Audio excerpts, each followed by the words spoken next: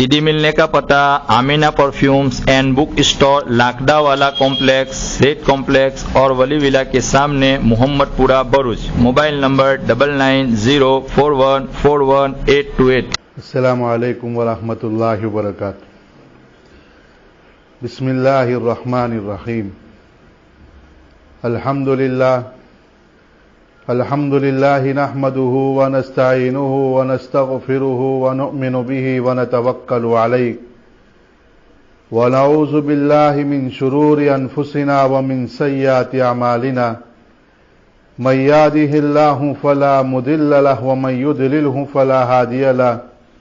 व नशहदु अन ला इलाहा इल्लल्लाहु वहदहु ला शरीका लहु व नशहदु अन्न सय्यदना व सनदना व मौलाना मुहम्मद व बारक व सल्लम तस्लीमन कसीरन कसीरा। अम्मा बाद, अऊज़ु बिल्लाहि मिनश शैतानिर रजीम। बिस्मिल्लाहिर रहमानिर रहीम। अल्लज़ी खलक़ल मौत वल हयात लियब्लुवकुम अय्युकुम अहसनु अमला व हुवल अज़ीज़ुल गफ़ूर। सदक़ल्लाहुल अज़ीम। काबिल कदर एहतराम भाइयों और बुजुर्गों, मैंने जो आप लोगों के सामने कुरान करीम की आयत को तिलावत किया, उसमें अल्लाह रब्बुल इज्जत ये कह रहे हैं कि मैंने मौत और हयात का निजाम इसलिए चलाया है कि हम तुम में से लोगों को आजमाए कि कौन अच्छा अमल करने वाला है और कौन बुरा अमल करने वाला है। और अल्लाह ताला ने अच्छे और बुरे आमाल करने का हमें इख्तियार दे दिया है, और इस दुनिया की जिंदगी में उसके बुरे आमाल पर अल्लाह ताला मुकम्मल सजा नहीं देंगे, और नेक अमल करने वालों को भी अल्लाह ताला यहां पर मुकम्मल सजा नहीं देंगे। मुकम्मल नेक अमल का बदला अल्लाह ताला ने आखिरत में रखा है। इसी तरह गुनाहों और जुल्म का भी मुकम्मल उसकी सजा जो उसकी है वो भी आखिरत में अल्लाह ने रखी है। हां, अल्लाह तबारक व तआला कुछ जालिमों को दुनिया में भी झंझोड़ते हैं, गुनाहों की वजह से दुनिया में भी अल्लाह ताला हालात में मुब्तला करते हैं और सजा देते हैं, लेकिन वो मुकम्मल नहीं है।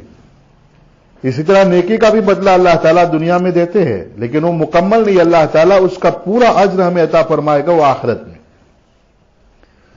तो नतीजा ये है कि दुनिया में दो तरह की जिंदगी गुजारेंगे लोग, एक नाफरमानी वाली जिंदगी और एक अल्लाह की फर्माबरदारी वाली जिंदगी।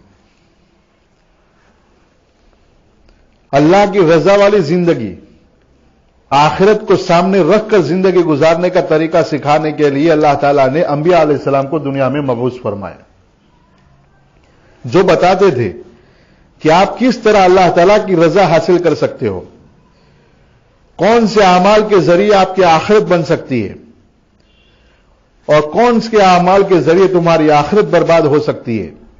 अंबिया अलैहिस्सलाम उसे खोल खोल कर बताते थे। और सामने वाला एक गिरोह होता है, उनकी पुठ पर भी शैतानी लोग होते हैं जो उनको ये समझाते कि ये जो नबी जो हमें तुम्हें दावत दे रहे हैं कि एक आखिरत आने वाली है, अल्लाह के सामने तुम्हें खड़ा होना है, वहां पर जवाब देना है, ये कुछ नहीं है, बस दुनिया का निजाम ऐसे ही चल रहा है। तुम दुनिया में आए हो, तुम्हारे जी में जो भी ख्वाहिशात है उसको पूरा करने की जगह दुनिया है। तुम्हारी मेहनत, तुम्हारा मकसद इस दुनिया की जिंदगी को बनाना होना चाहिए, और दोनों अपने अपने तौर पर मेहनत करते हैं। अंबिया अलैहिस्सलातु वस्सलाम ने इस बात को इंसानों को समझाने के लिए और इस नहज को, इस मिजाज को इंसानों के अंदर पैदा करने के लिए अनथक मेहनत की, माली कुर्बानी भी दी, वक्त की कुर्बानी भी दी और जान की भी कुर्बानी दी। और उसके बरमुकाबिल जो लोग थे कि जो कुछ भी दुनिया है उन्होंने भी अपने तौर पर कुर्बानी दी और आज तक दिए जा रहे हैं। मेरे अजीज और मेरे भाइयों, आज भी बहुत शिद्दत के साथ पिछले एक सदी से और खास करके 50 साल से बहुत शिद्दत के साथ हमें यह दावत दी जा रही है और लोगों को नीच हथकंडों के जरिए ان کو یہ سمجھایا جا رہا ہے کہ تم یہ مذہب کے نشے سے نکلو. مذہب ایک نشہ ہے. خامخواہ مذہبی لوگ تمہیں قبر کے عذاب سے اور موت کے بعد کی والی زندگی سے تمہیں ڈراتے ہیں. آج تک ہمارے پاس سے گیا ہوا کوئی انسان واپس نہیں آیا ہے اور اس نے ہمیں کوئی خبر نہیں کی ہے. تم کیسے اس باتوں پر یقین کر لیتے ہو؟ یعنی لوگوں کو آخرت کے یقین پر متزلزل کرتے ہیں اور انبیاء اس کے برخلاف ان پر محنت کرتے ہیں. اور ہمیں یہ تصور دیا ہے کہ دیکھو تم دنیا میں ہمیشہ رہنے کے لیے نہیں آئے ہو. یہ مال بھی اللہ کی امانت ہے, یہ جان بھی اللہ کی امانت ہے, یہ وقت بھی اللہ کی امانت ہے. تمہیں اس کو سوچ سمجھ کر خرچ کرنا ہے اور اس کا حساب آخرت میں کھڑے ہو کر اللہ کے سامنے میدان محشر میں دینا ہے. اس تصور کے ساتھ اللہ کے رسول صلی اللہ تعالی علیہ وسلم نے تربیت کی اور افراد بنائے اور اس کا رزلٹ دنیا میں آیا کہ اس مقصد کے ساتھ زندگی گزارنے والوں نے کیا کارنامے انجام دی. اور اس مقصد یعنی جو کچھ بھی ہے دنیا ہے, میری لائف بننی چاہیے, میری اولاد خوشحال ہو جائے, مجھے ایک اچھا مکان مل جائے, دنیا میں میری شہرت ہو جائے, میں ایک سردار بن جاؤں, میرا دنیا میں تاجروں میں شمار ہو. اس مقصد کو سامنے لے کر چلنے والوں کا انجام بھی ہمارے سامنے ہے. قرآن اس کو کھول کھول کے بیان کر رہا ہے. میرا عزیز اور میرے بھائیو, اللہ کے رسول صلی اللہ علیہ وسلم نے صحابوں کو سمجھایا اور اس امت کو تربیت دی اور قرآن جیسے عظیم کتاب لے کر آئے اور ہمیں دی ہے کہ اس کو پڑھو اور اپنی زندگی کو صحیح کرو. تمہاری زندگی میں سکون لانے کے لیے, تمہیں عزت دینے کے لیے, دنیا میں بھی اور آخرت میں یہ تمہارے لیے راہ عمل ہے, اس کو اپنی زندگی میں نافذ کرو. صحابہ کرام رضوان اللہ تعالی زندگی کو آپ پڑھیے. آج جو ہم زندگی جی رہے ہیں اس سے برخلاف وہ زندگی تھی. کس طرح وہ اپنی ذات کو بھول کر دوسروں کے لیے وہ کیا کرتے تھے, اپنی آخرت بن جائے, اللہ کی مخلوق خوش ہو جائے, اللہ کی رضا کیسے حاصل ہو جائے, اس کو سامنے رکھ کر زندگی گزارتے تھے. اور وہی لوگ دنیا میں امن قائم کر سکتے ہیں, وہی لوگ انسانیت کے مسائل کو حل کر سکتے ہیں.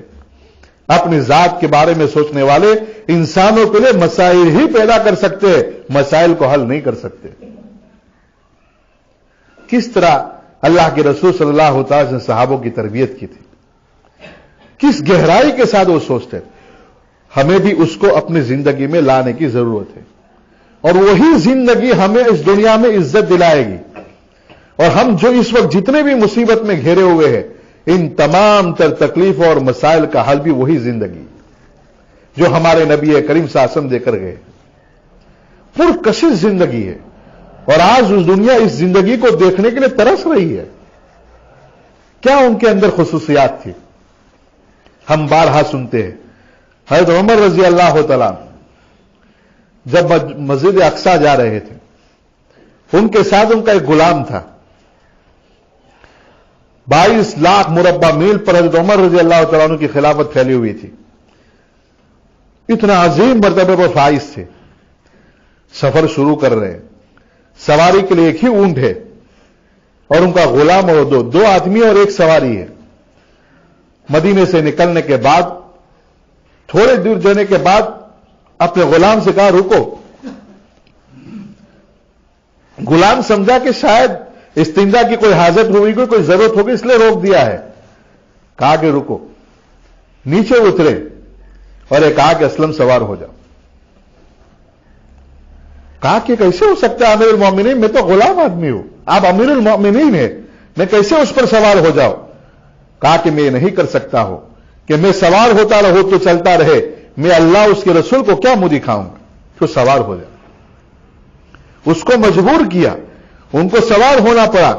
یہ کس چیز نے اس کو اس بات پر آمادہ کیا تھا کہ میں اپنے سفر میں میری ریاست میں زندگی گزارنے والے کمزور سے آدمی کی بھی حقوق کا خیال رکھوں گا. یہ تصور دیا تھا اللہ کے رسول صلی اللہ علیہ وسلم نے.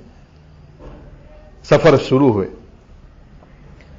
اللہ کا ایک غیبی نظام, ایک دنیا کو میسج دینا چاہتے تھے.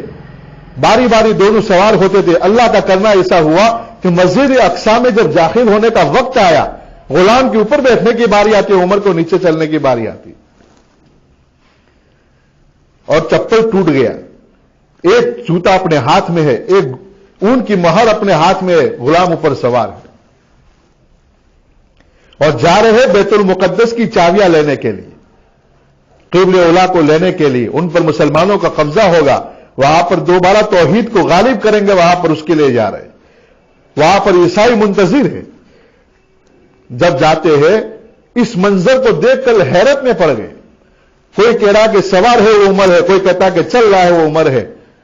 پادری آیا، اس نے دیکھا، اس منظر کو دیکھ کر بے ہوش ہو گیا، کہا کہ ہماری کتابوں میں یہی لکھا ہے کہ مسلمانوں کا دوسرا خلیفہ بیت المقدس کی طرف آئے گا، اس کی یہ کیفیت ہوگی۔ وہ آگے بڑھتا ہے، امیر المومنین کے ہاتھ میں ان چابیوں کو حوالے کر دیتا ہے۔ یہ ہے نبوی زندگی میں تاثیر، یہ ہے روپ اور دبدبا اور ہیبت طاری کر دینے والی چیز۔ اور ان سب کو پتا تھا کہ حضرت عمر رضی اللہ تعالیٰ اللہ کے رسول صلی اللہ علیہ وسلم لائی ہوئی زندگی حق ہے، قرآن حق ہے، لیکن ایک حق گرمی تھی ان کی، اور اس کے لیے پوری چیزیں انہوں نے پڑھ رکھی تھی۔ اسی سفر میں ایک عجیب و غریب واقعہ، یعنی اس پر سے اندازہ لگاؤ کہ وہ کتنی گہرائی کے ساتھ اسلام کو پڑھ رہے تھے اور اللہ کے رسول صلی اللہ علیہ وسلم کو دنیا میں آنے کے منتظر تھے۔ وہ کہتے ہیں یہ سارا چابیاں حوالے کی گئی، حضرت عمر رضی اللہ عنہ نے چابیوں کو لیا، اس کے بعد وہاں پر نماز ادا کی اور اللہ کے سامنے سجدہ شکر یعنی 2 رکعت نماز پڑھی کہ اللہ تیرا شکر ہے کہ تو نے بے قبل اولا ہمارے پاس واپس لوٹایا۔ تو جب وہ شکر یعنی شکریہ کی نماز پڑھنے کے بعد فارغ ہوتا ہے، ایک بدو سارے حصار ختم کر کے جو عمر کے پاس پہنچتا ہے، اس کے پاس ایک تحریر ہوتی ہے، حضرت عمر کو پیش کرتا ہے۔ حضرت عمر رضی اللہ تعالیٰ اس کو پڑھتے ہیں اور پڑھنے کے بعد ایک جملہ کہا کہ میری ملکیت نہیں ہے، یہ میں نہیں کر سکتا ہوں۔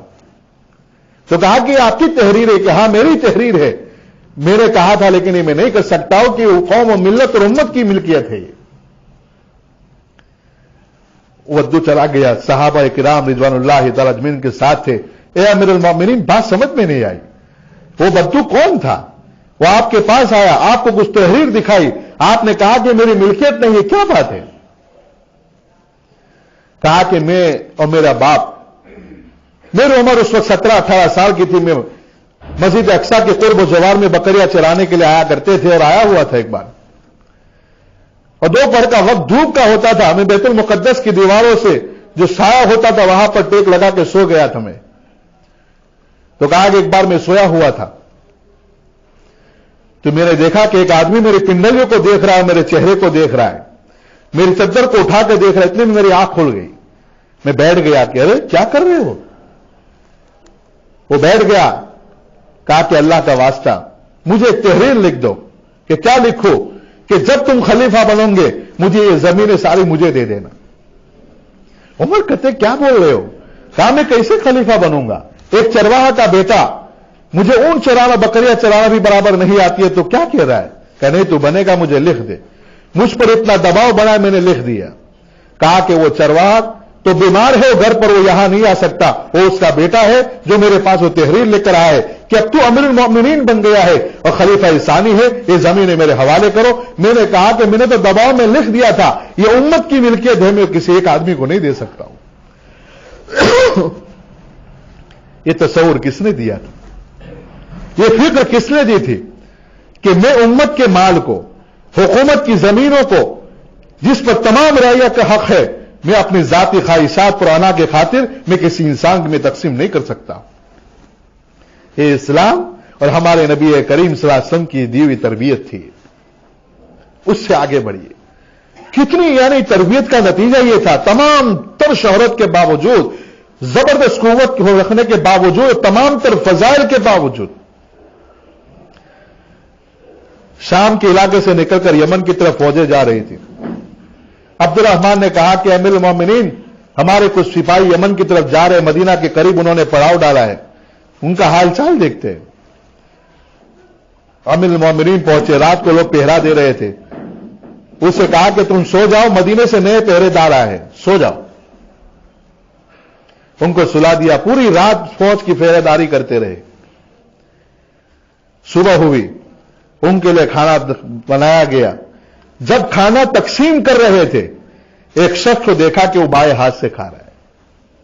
امیر المومنین نے کہا کہ اللہ کے بندے، تجھے پتا نہیں ہے کہ اللہ کے رسول صلی اللہ تعالی علیہ وسلم نے یہ کہا تھا کہ اپنے دانے ہاتھ سے کھانا کھایا کرو، ہر اچھا کام دانے ہاتھ سے کیا کرو، تم یہ کیا کر رہے ہو، بائیں ہاتھ سے کھا رہے ہو۔ اس نے یہ کہا کہ امیر المومنین آپ کو پتا نہیں ہے، میں غزوہ موتا کے موقع پر رسول اللہ کے رسول صلی اللہ علیہ وسلم کے ساتھ تھا اور اس جہاد میں شریک تھا، اور اس جہاد میں شریک ہونے کی وجہ سے میرا داہنا ہاتھ کٹ گیا تھا، میرا ہاتھ نہیں ہے، اس لیے میں مجبوری کے درجے میں بائیں ہاتھ سے کھا رہا ہوں۔ بس یہ سننا تھا۔ امیر المومنین اس اپنے ایک چھوٹے سے سپاہی تھا، وہ جو اخلاص کے ساتھ اللہ کے دین کی محنت کر رہا تھا، اس کے قدموں میں گر گئے اور اسے کہنے لگے مجھے معاف کر دے، مجھے معاف کر دے، میں اللہ اور اس کے رسول کو کیا منہ دکھاؤں گا۔ کہ عمر، تیری رعایا میں اور تیری خلافت میں ایک مجاہد اور ایک مسلمان جس کا ہاتھ نہیں تھا، اس کا ایک ہی ہاتھ تھا، وہ کیسے کھانا کھاتا ہوگا، وہ کیسے کپڑے دھوتا ہوگا، وہ کیسے اپنی ضرورت پورا کرتا ہوگا۔ اے عمر، تو نے اسے کیوں غلام نہیں دیا، تو اللہ اس کے رسول کو کیا منہ دکھائے گا، اللہ کے لیے مجھے معاف کر دیجئے، مجھے پتہ نہیں تھا۔ یہ فکر کس نے دی؟ یہ وہ لوگ ہیں کہ جن کے بارے میں مورخین نے اور بڑے بڑے عیسائیوں مورخ نے لکھا ہے کہ اگر 10 سال اور رہ جاتے دنیا میں ظلم کا خاتمہ ہو جاتا۔ میرے عزیز اور میرے بھائیوں، ہمارے نبی یہ تربیت دے کر گئے ہمیں کہ اپنی ذات تک تمہاری زندگی محدود نہ ہو، تم اپنے بھائی کے بارے میں، اپنے دین کے بارے میں، اپنے رشتہ داروں کے بارے میں اور آخرت کو سامنے رکھ کر زندگی گزارو۔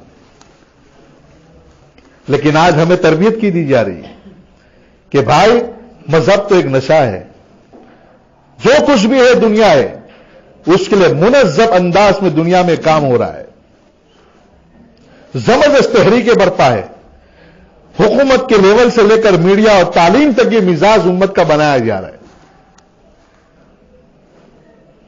کہ دیکھو دنیا کماؤ، اپنی لائف اسٹائل بناؤ، یہ مذہب کچھ نہیں ہے، روح کچھ نہیں ہے، جو کچھ بھی ہے تمہارا نفس ہے، تمہارا جسم ہے اور دنیا ہے، مر گئے مٹی ہو گئے، بات ختم ہو گئی۔ بہت قوت کے ساتھ یہ بات پھیلائی جا رہی اور ان پروپیگنڈے کے نتیجے میں امت مسلمہ بھی بڑی متاثر ہوئی ہے۔ بہت بڑی تعداد میں لوگوں نے اس فکر کو لے لیا ہے اور ہم بھی ان کی راہ پہ چل پڑے ہیں اور ان کے نقش و قدم اور ان کی نقالی کرتے ہوئے یہاں تک آگے بڑھ گئے کہ آج ذلت کے گھاڑوں میں گر گئے۔ ہمارے نبی کریم صلی اللہ علیہ وسلم کی لائے ہوئے زندگی اور اسلام کی تعلیمات کو ہم نے منحرف ہو گئے۔ کیا صورتحال کا سامنا ہے؟ سمجھو میرے بھائیوں کہ کس طرح کی ہمیں فتنوں کا سامنا ہے، کس طرح کی دہریت کا ہمیں سامنا ہے۔ جو خوبصورت نعرے لگائے جا رہے ہیں اس کے پیچھے وہ ہمارے ایمان کو سلب کرنا چاہتے اور ان کا نتیجہ بھی ہمارے سامنے۔ اس کے لیے بڑی بڑی فنڈنگ کی جا رہی ہے، الیکٹرانک میڈیا کے ذریعے اس کی تشہیر کی جا رہی ہے کہ دیکھو جن لوگوں نے اس طرح اپنی لائف اسٹائل گزاری وہ کتنے کامیاب ہو گئے۔ یعنی چند لوگ ہمیں ٹیلی ویژن پر دکھاتے، ہمارے لوگ یہ کہتے کہ دیکھو اس نے ان یورپ والے اور امریکہ کی تہذیب کے مطابق انہوں نے زندگی گزاری، آج ٹاپ کے لوگ بن گئے۔ لیکن ان کے جو ناکام لوگ ہیں ہمیں وہ نہیں دکھائے جاتے، اس کے لیے بڑی بڑی تحریکیں چلاتے ہیں۔ اور اب انہوں نے آخری فیصلہ کر لیا ہے کہ اب ہم فیصلہ کن مراحل میں داخل ہو چکے اور سال اور سن کے ساتھ بتا رہے کہ اب ان انسانوں میں اسٹیپ لینے والے ہیں۔ پچھلے 40 سال سے انہوں نے ایسے افراد کی ضرورت تھی کہ مشن کو آگے بڑھائے جو دجالی مشن ہے، جن کا مقصد یہ کہ دنیا کو آباد کرو اور جو کچھ بھی ہے دنیا ہے، ہمیں دنیا میں رہ کر اپنے خواہشات کی تکمیل کرنی ہے، اس کو قانونی اعتبار سے بھی لوگوں کو مدد فراہم کرو اور حکومت کے اعتبار سے بھی ہر لحاظ سے ان کی مدد کی جائے کہ لوگ ایک آزاد ہو کر زندگی گزارے۔ ابھی بمبئی سے خبریں آ رہی ہیں، سیمول نام کا ایک کوئی نوجوان ہے 26 سال کا، جو ایک کورٹ میں جانے والا ہے، کورٹ میں اس بات پر کیس کرنے والا ہے کہ میرے ماں باپ نے میری مرضی کے بغیر مجھے دنیا میں لے آئے۔ کیا کہہ رہا ہے وہ؟ کہ میرے ماں باپ میری مرضی کے بغیر دنیا میں لے آئے ہیں، میں ان کے خلاف مقدمہ دائر کروں گا، مجھے پوچھا نہیں، اور دنیا میں ایک غلام کا اضافہ کر دیا انہوں نے، اور دنیا میں آنے کے بعد مجھ پر جبر کر رہے کہ تو ڈاکٹر بن، اچھی زندگی گزار، اچھی لائف بناؤ، ہمیں پیسے دے۔ اگر ہماری ملک کی عدالت اس کیس کو لے لیتا ہے، اس کو سوال ضرور کرے گا کہ تیرا باپ اور ماں تجھے کیسے پوچھتے کہ تو دنیا میں آنا چاہتا ہے کہ نہیں آنا چاہتا ہے، لیکن اس کا یہ سوال ہے کہ مجھے پوچھا نہیں گیا ہے۔ میری ماں تم یعنی کہہ رہا ہے اپنے ماں باپ کو کہ تو انجوائے کر رہے تھے، اپنے خواہشات کی تکمیل کر رہے تھے، اس کے نتیجے میں میں پیدا ہو گیا، اب مجھے مجبور کیا جا رہا ہے، مجھے غلام بنایا جا رہا ہے، یہ سارے ضمیروں میں مجھے مجبور کیا جا رہا ہے۔ یہ جھلک ایک سے ایک آدمی نہیں ہے، ایسے ہزاروں کی تعداد میں لوگ پیدا ہو چکے ہیں، اور ہمارے دروازوں پر ایسی تہذیب اور ہماری لوگ اس کو ایکسپٹ کر رہے ہیں۔ بارہا ایسی رپورٹیں چھپتی ہے، بڑے بڑے جو ایکٹرز آپ کو نظر آ رہے ہیں اس کو پڑھنا کہ پچھلے 10 سال میں انہوں نے اپنے اولاد کس طرح پیدا کی ہے۔ بہت سے خاتون ایسی ہے کہ ہمیں حمل سے تو رہنا ہے، اولاد نہیں چاہیے۔ ہمیں دیکھنا چاہتے کہ ایک عورت کے پیٹ میں حمل ہوتا ہے، اس کو کیا فیلنگ ہوتی ہے، اس کو کیا تکلیف ہوتی ہے، کن کن مراحل سے گزرتی ہے، لیکن مجھے اولاد نہیں چاہیے۔ بہت سی عورتیں یہ کہ مجھے اولاد تو چاہیے لیکن حمل نہیں رکھنا چاہیے۔ انہوں نے کہا کہ تم ہمارے بچے تمہارے وہاں نطفے ڈالتے، تم بچے پیدا کرو، ہمیں دے دو۔ یہ آپ کا شاہ رخ خان، عامر خان، دیکھو ان کی لائف انہوں نے کس طرح اپنے بچوں کو پیدا کیا ہے۔ فلم ہسٹری میں کئی لوگ ہیں، اس وقت فیشن چل پڑی ہے کہ اس طرح وہ بچے پیدا کر رہے ہیں، کس کے کوہ میں ڈال کر اس بچوں کو پیدا کرتے اور اپنے گود میں لے آتے ہو، اور کہا جاتا ہے کہ دنیا کے کامیاب ترین لوگ ہیں یہ۔ اے میرے عزیزوں، ان فتنوں کو سمجھو، یہ آخری دور میں ہم داخل ہو چکے ہیں، ہمارے ایمان کو سلب کرنے کی کوشش کی جا رہی ہے۔ ہمارے نوجوانوں کو بھی فکر ہونے کی ضرورت ہے، فکر مند ہونے کی ضرورت ہے، ان کے ماں باپ کو کہ ان کے سامنے آخرت کا اسلام اور ہمارے نبی کریم صلی اللہ علیہ وسلم کی زندگی کا تذکرہ کرے۔ اس کے لیے تحریکیں برپا کی جا رہی ہے اور لوگوں کو مجبور کیا جا رہا ہے۔ ہمارے ملک میں جو پچھلے مہینوں میں ہم جنس پرستی کا قانون پاس کیا گیا، کتنی مخالفت کی، یعنی سمجھتے ہم جنس پرستی کو لڑکا لڑکے سے شادی کر سکتا ہے، لڑکی لڑکی کی شادی کر سکتی ہے، ہم جنس پرستی کا قانون ہمارے ملک میں بہت سے لوگ چیخ پڑے کہ ہمارے ہندوستان کی تہذیب کو چیلنج کیا جا رہا ہے، یہ ہمارے ملک کی رواج کے خلاف یہ کیا ہو رہا ہے۔ ملک کی سب سے بڑی سپریم کورٹ کی عدالت کو یہ کہنا پڑا کہ بھائی ہم نے بین الاقوامی معاہدات کیے ہیں اور لوگوں کے حقوق کے لیے ہمیں قانون پاس کرنا پڑا ہے کہ ہم سے لوگ مطالبہ کر رہے اور عالمی ہم پر دباؤ ہے، ہم سے یہ کہا جا رہا ہے کہ آپ کے ملک میں اگر چند لوگ اس طرح کی لائف چاہتے ہیں تو تم اس میں کیوں رکاوٹ بن رہے؟ انسان دنیا میں آزاد ہے، وہ جو چاہے کرے تم اسے روک نہیں سکتے ہو۔ مجبوراً ہمارے ملک کو یہ قانون پاس کرنا پڑا۔ اگر ان ایجنڈوں میں کوئی رکاوٹ بنتا ہے، کوئی فرد، کوئی سیاسی آدمی، کوئی پارٹی یا کوئی حکومت، اس کو کچل دیا جاتا ہے۔ 86 سے تحریک کو زور دیا گیا، بلکان کی اور رشیا کی ریاستوں میں تحریکیں کھڑی ہوگی۔ اب انہوں نے پروپیگنڈے کو بدل دیا کہ طاقت اور جنگوں کے ذریعے آخری آپشن رکھو۔ پہلا آپشن یہ رکھا جائے کہ لوگوں میں اشتعال پیدا کیا جائے، لوگوں کو اپنے نظریات کا ہم نوا بنایا جائے، کچھ لوگوں کو فنڈنگ کی جائے، اب ان کو ہماری یونیورسٹیوں میں بلایا جائے، ان کی ذہن سازی کی جائے، ان کو اس لائف اسٹائل گزارنے کی ترتیب ٹریننگ دی جائے، اس کے بعد ان کو فنڈ دو، پھر ان کو میڈیا پر بٹھا دو اور یونیورسٹیوں میں بٹھا دو جو بچوں کی ذہن سازی کرے، عوام الناس کی ذہن سازی کرے اور اس تہذیب کو اور اس بے حیائی کو اور اس عریانیت کو لوگوں میں فروغ کرنے کے لیے اور لوگوں میں رائج کرنے کا کام کرے۔ انہوں نے بلکان اور روس کی ریاستوں شروع ہوا، 90 میں آ کر ریاستوں میں تبدیل ہو گئے، سب نئے چہرے آ گئے۔ اس میں کچھ پرتشدد مظاہرے یعنی شروع ہوتے تھے، مظاہرے کے ذریعے پھر طاقت کا استعمال ہوتا تھا۔ دوسرا راؤنڈ شروع ہوا عرب بہار میں، یعنی ٹینوس سے شروع ہوتا ہے، مصر، ٹینوس، الجزائر اور یمن۔ یہ دوسری انہوں نے کہا کہ انقلاب ہے، یعنی بڑے بڑے لوگ جو پرانے وہاں بیٹھے ہوئے تھے اور ان کے ایجنڈوں میں رکاوٹ بن رہے تھے، ان سب کو تختے دار پر لٹکا دیا گیا یا تو راستوں سے ہٹا دیا گیا۔ اور اپنی مرضی کے لوگ تعینات کر دیے گئے، مصر میں، ٹیونس میں، الجزائر میں، عراق میں، سب جگہ پر. اور دو بڑی شخصیتیں گزری ہے، ایک ٹونی بلیئر اور بش نے برسر اعلان یہ کہا تھا کہ ہماری تہذیب کی جنگ کر رہے اور جو اس میں رکاوٹ آئے گا اس کا انجام عراق اور افغانستان کی طرح ہوگا. ہم تمہیں ریکویسٹ کرتے، ہم تمہیں فنڈنگ کرتے، ہم تمہیں ورلڈ بینک سے قرضے دیں گے، لیکن تمہیں کام کرنا ہوگا ہمارے ایجنڈے کے مطابق، جس کا نام دیتے نیو ورلڈ آرڈر. اس کا ویژن کا اعلان کرنے والے ہو 2025 میں. کہتے کہ ہم دنیا میں ایک قطبی نظام، یعنی ایک ہی حکومت ہو، ایک ہی طرز تعلیم ہو، ایک ہی قانون ہو اور پوری دنیا کا نظام اس طرح چلایا جائے. ڈھیلے ڈھالا انداز میں 2025 میں اعلان کرنا چاہتے ہیں اور 2030 میں باقاعدہ اس کا اعلان چاہتے ہیں. اور یہ پھر یہ کہتے ہیں کہ وہ 2050 تک مستحکم دنیا میں ایک ہی انسان کی حکمرانی ہوگی اور ایک نظام کے تحت پوری دنیا کو ہینڈل کریں گے. یہ ان کا پلان ہی ہے.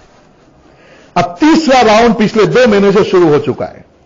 عرب بہار ختم ہوئی، عرب میں جو کچھ اچھل پاچل اور اپنے مرضی کے لوگ بٹھانے پہ بٹھا دیے انہوں نے. تیسرا راؤنڈ شروع ہوا ہے فرانس سے.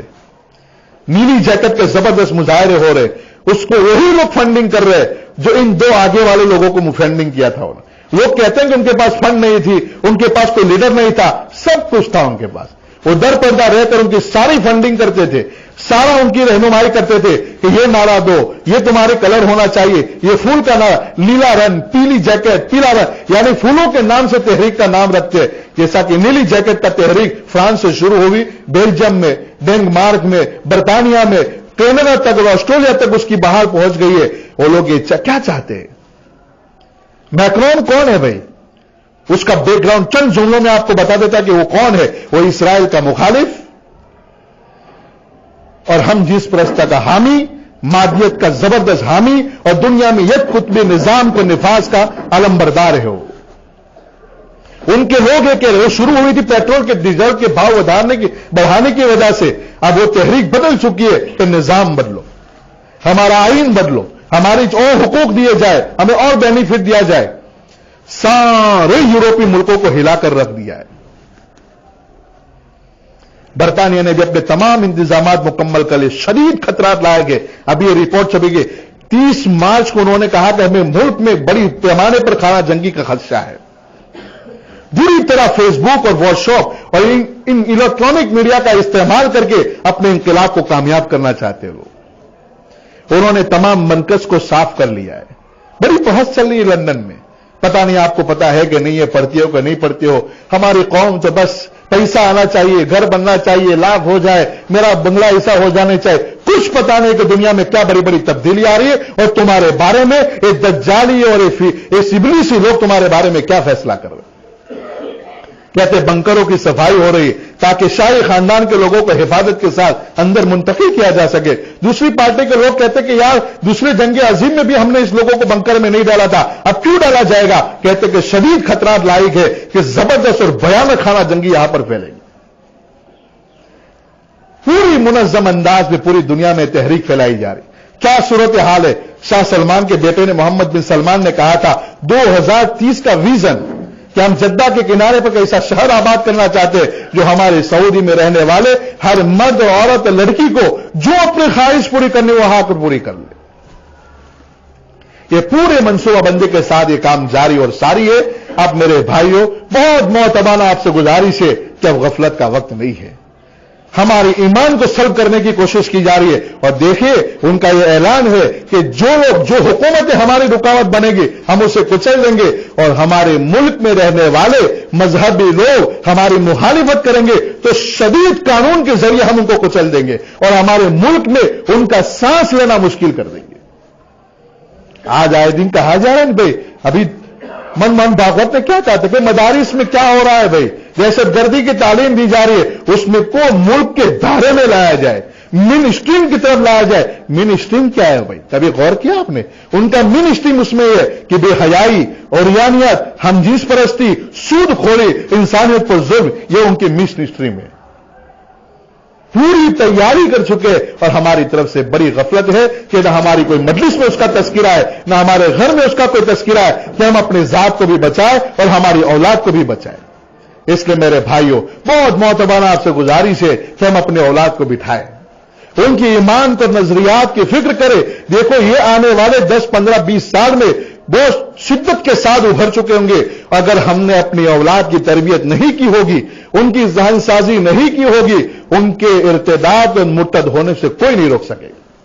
ہمارے سامنے مرتد ہو جائیں گے اور ہمیں یہ کہیں گے کہ تو نے ہمارے لیے کیا کیا ہے، تو ہمیں دنیا میں ایسے لے آیا، آج ہم غریب ہیں، آج ہم بھوکے ہیں، ہمارے پاس بزنس نہیں ہے، ہمارے پاس کچھ نہیں ہے، ہم تیری خدمت کیوں کریں؟ ہم تو جا رہے، ہم تو یہ تہذیب اپنائیں گے، وہاں پر ہماری لائف اسٹائل بننے کا پورے مواقع موجود ہیں. میرا عزیز ہو، اس لیے آپ سے گزارش ہے اپنے گھروں پر سیرت کی تعلیم کے حلقے لگاؤ، ان کو آخرت کے بارے میں بتاؤ، رسول اللہ صلی اللہ علیہ وسلم کی زندگی ان کے سامنے رکھو، اور اللہ کے رسول صلی اللہ علیہ وسلم کی تربیت یافتہ صحابہ کرام رضوان اللہ تعالی اجمعین کی زندگی کو پڑھو کہ یہ لوگ ہمارے آباء اور اجداد ہیں، ہمیں زندگی ان لوگوں کے طریقوں کے مطابق گزارنا، تاکہ ان کو تمہاری تربیت کے نتیجے میں یاد رہے. جب ان کو اس طرح کے فتنوں سے، اس طرح کے حالات سے سابقہ پڑے گا تو استقامت کے ساتھ ان حالات کا مقابلہ کریں گے. اگر اپنا جان جائے تو جائے، اپنا مال جائے تو جائے، لیکن اپنے ایمان سے وہ سمجھوتا کبھی نہیں کریں گے. یہ میری اور آپ کی اور ہر ماں باپ کی ذمہ داری ہے کہ اپنی اولاد کو ایمان اور اسلام پر مستحکم طور پر مضبوطی کے ساتھ چھوڑ کے جائے. اس لیے معتبانہ آپ سے گزارش ہے اب غفلت میں وقت نہ گزارے. بہت دیر ہو چکی ہے میرے بھائیوں، اور ہمارے بارے میں کیا کچھ دنیا میں ہو رہا ہے. اس لیے آپ کو شعور کو بیدار کرو، اپنی آنکھوں کو کھولو، اپنے کانوں کو کھولو، دیکھو دنیا میں کیا تبدیلی رونما ہو رہی ہے. اور میرے ایک مسلمان ہونے کی حیثیت سے کیا ذمہ داری بنتی ہے کہ آنے والی دنیا کو تباہی سے ہم کیسے بچائیں. تباہی سے بچانا اس امت کی ذمہ داری ہے. خالی تماشا ہی نہیں بیٹھیں گے، ہم بہترین رول ماڈل بن کر ان کے سامنے آئے کہ دیکھو بھائی ہم اللہ کے لیے جیتے ہیں، ہمارا مقصد آخرت کے لیے ہے. ہمارا کسی کی مدد کرنا، ہماری کسی کا تعاون کرنا، کسی غریب کا علاج کرنا، کسی غریب کے گھر کو مکان کو تعمیر کر دینا، کسی گھر کو چھت کا انتظام کر دینا، کسی بچے کے لیے تعلیم کا انتظام کر دینا، کسی بھوکے کو کھانا کھلانا، یہ ہماری مذہب کی تعلیم ہے. ہم اللہ کی رضا کے خاطر اور اپنے دین کے خاطر اور آخرت کو سامنے رکھ کر زندگی گزارنے والے لوگ ہیں. دنیا کے سامنے رول ماڈل بن کر ہمارے نوجوان آئے اور ان کے سامنے زندگی کو پیش کرو کہ لوگوں تمہیں خودکشی کرنے کی ضرورت نہیں ہے، تم کیوں پریشان ہو رہے. اور اس دوسری آپ کو یہ بات بتاؤ کہ حیرت ہوگی، اب اس کے نتائج بھی سامنے ساتھ ساتھ آ رہے. چائنا کے اندر ایک کمپنی نے ایک روم ایسا بنایا کیونکہ لوگ اتنے ڈپریش ہو چکے، انہوں نے اس لائن کی طرف دوڑ لگائی کہ میں بڑا بزنس مین بن جاؤ، میری یہ ہو جائے، میرا یہ ہو جائے. ظاہر سی بات ہے کہ تقدیر کے تحت اللہ تعالیٰ دنیا کا نظام چلاتا ہے. جب وہ چیز حاصل نہیں کرتے تو ان کو اشتعال آ جاتا ہے، کبھی خودکشی کرتے ہیں، کبھی غصہ ہوتا ہے. تو لوگ آئے دوسرے اپنے گھر میں کوئی نقصان کر دیتے ہیں یا گورنمنٹ کے آفس میں کوئی نقصان کرتے، تو انہوں نے ایک روم بنایا. اگر کسی کو غصہ ہے موبائل پر تو یہ لوگ موبائل کے گفٹ پیش کرتے ہیں. ایک اس طرح کے ڈھانچہ بنا ہوا ہوتا ہے موبائل کا، اس پر وہ غصہ کر کے ان کو ہتھوڑا دیا جاتا ہے جو موبائل کے کرچے نکال دیتے ہیں. اگر کسی آدمی پر ان کو غصہ ہوتا ہے تو ایک پتلا بنا ہوتا ہے، اس کو خوب مارتے اور اپنا غصہ نکالتے. اگر اس کو جان سے مارنے کا شوق ہوتا ہے تو اس کو چھڑا دیا جاتا ہے، وہ اس طرح کا مجسمہ بنا ہوا ہے، اس کو چھریوں سے وار کرتا ہے. اگر اس کو گھر میں کسی کو کانچ کی توڑ پھوڑ کرنے کا شوق ہوتا ہے تو اس کو کانچ کی بوتل دی جاتی ہے جو دھڑام سے دیواروں پر مارتا ہے اور زوردار اس کا آواز ہوتا ہے. پھر اس کو تسکین ملتی ہے کہ میں نے اپنا غصہ نکال دیا، اور اس کا چارج ہوتا ہے ٹائم کے اعتبار سے کہ تم نے کتنا نقصان کیا. ایک شخص نے اپنی کارگزاری کہی کہ میں نے اتنا نقصان کیا اور $23 میں نے ادا کیے. یہ صورتحال ہے. اشتہار پھیل رہا ہے، عورتیں بیزار اور شادیاں کرنے کے لیے تیار نہیں. چائنا کی گورنمنٹ نے ان کی عورتوں سے کہا کہ تم چھٹیوں پہ جاؤ، ہم تمہاری تنخواہ کو رکھیں گے، تم اپنے دلہا تلاش کرو. یہ کیا ہو گیا ہماری سماج میں؟ اس لیے میرے بھائی یہ سب تباہی کاریاں ہمارے سامنے. وہی لوگ تھے جو آواز لگاتے تھے خاندانی نظام کو بکھارنا چاہتے تھے، اور ایک خاندانی نظام، ایک شرافت کا نظام جس میں معاشرے کا تحفظ تھا، اس کو ڈیموکریٹ کرنا چاہتے تھے. اس کا نتیجہ ان کے سامنے ہے کہ لوگ ڈپریش ہو رہے. صرف امریکہ میں فوجیوں میں خودکشی کرنے کی روزانہ اوسطاً 20 فوجی خودکشی کرتے ہیں. یہ کیا ہو رہا ہے؟ انہوں نے ایک مقاصد، ایک ٹارگیٹ طے کیا تھا، وہ حاصل نہیں کر پائے، اور اس مقصد کو آگے بڑھانے میں ان کی جان لگی اور انہوں نے وہ مناظر قائم کیے، ظلم کیا. اس کے نتیجے میں اللہ کا عذاب ان پر شروع ہو چکا ہے.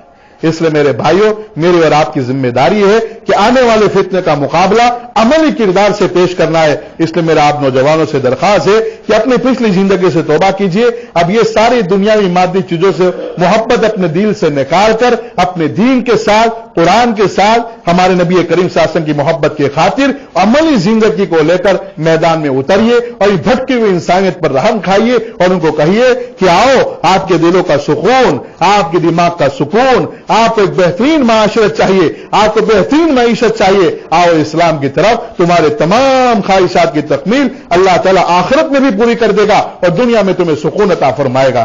اللہ تعالیٰ مجھے اور آپ کو آنے والے فتنوں سے حفاظت فرمائے اور اس کے مطابق عملی زندگی گزارنے کی توفیق عطا فرمائے، اور جہیں کہیں بھی مسلمان پریشان ہے اللہ تعالیٰ ان تمام مسلمان لوگوں کی پریشانیوں کو دور فرمائے، ان کی مدد فرمائے، ان کی نصرت فرمائے، آمین یا رب العالمین۔ وآخر دعوانا الحمدللہ رب